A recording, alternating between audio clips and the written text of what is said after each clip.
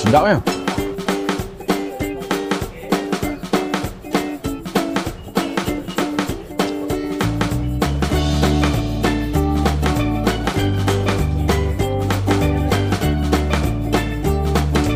Guys, ada satu nak bagi tahu kat korang yang di luar sana.